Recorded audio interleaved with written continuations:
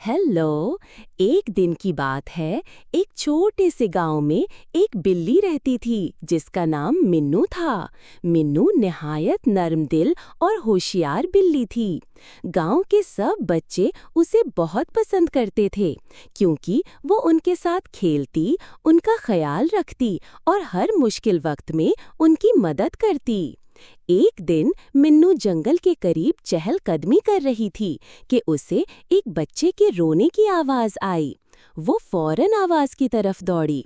कुछ ही दूर जाकर उसे एक छोटा बच्चा नजर आया जो झाड़ियों में फंस गया था और जोर जोर से रो रहा था। बच्चा वहां खेलते खेलते रास्ता भटक गया था और अब उसे कुछ दिखाई नहीं दे रहा था।